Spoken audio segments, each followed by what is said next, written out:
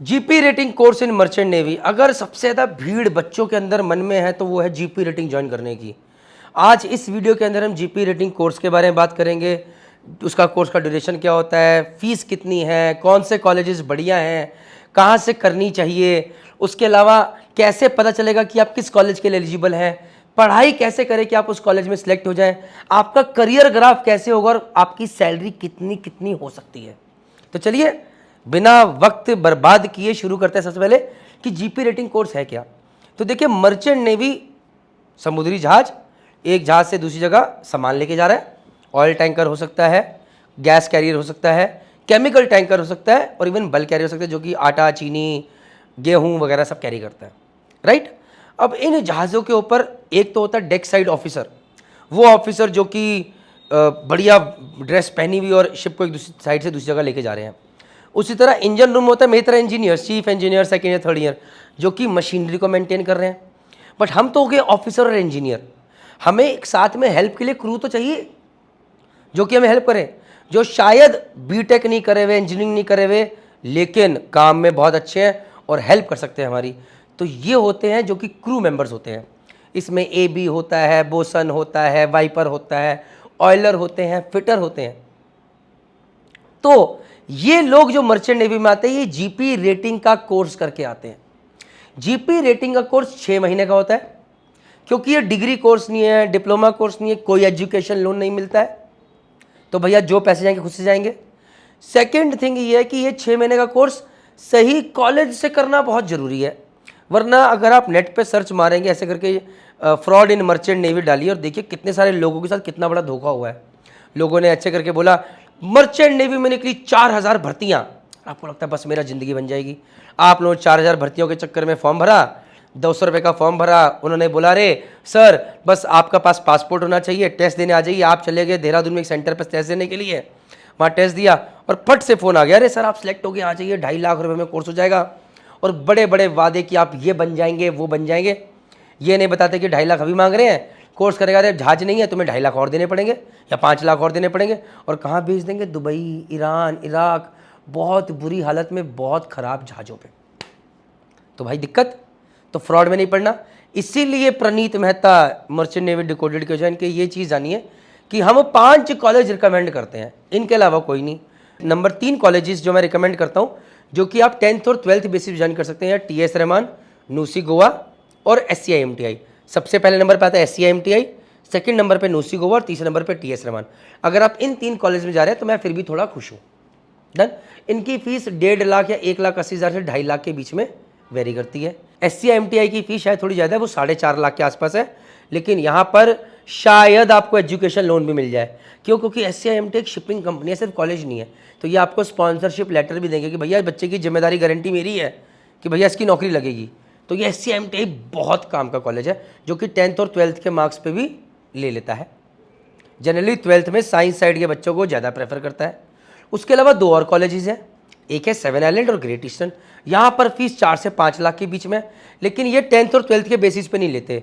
ये लेते हैं सिर्फ बेसिस पे किसके, ये लेते हैं अगर आपने ITI करी हुई है, से वेल्डर में करी है, फिटर में करी है। तो ये चीज़ें आपके लिए जानना बहुत ज़रूरी है। तो अगर आपको सबसे पहले ये जानना है कि भैया मेरे पास तो ये क्वालिफिकेशन है, क्या आपने 10th करी है, 12th करी है, आपने डिप्लोमा करी है, जो भी करा है, कि भैया मैं एलिजिबल हूँ कि नहीं हूँ। पहले तो जाना है कि किस कॉलेज के लिए एलिजिबल हो। सबसे पहले आपने क्या करना है, मर्चेंट नेवी डिकोडेड की वेबसाइट पे जाना है, वहाँ पर एक कैलकुलेटर का टैब है, वहाँ पर क्लिक कीजिए। कैलकुलेटर में जाके लेफ्ट हैंड साइड पे देखिए नीचे एक दिख रहा है eligibility calculator for IME CET GP rating GME, इस पर क्लिक कीजिए।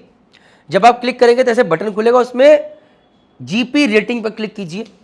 अब जब आप GP रेटिंग पर क्लिक करोगे और यहाँ पर अपना डेटा भरोगे, अपनी डेट ऑफ बर्थ भरोगे, 10वीं की परसेंटेज, 12th की परसेंटेज, बाकी जो जो आपने किया, जो जो मांगा है, ऑटोमेटिकली ये कैलकुलेटर कैलकुलेट करके बताएगा कि आप किस किस कॉलेज के लिए एलिजिबल हो।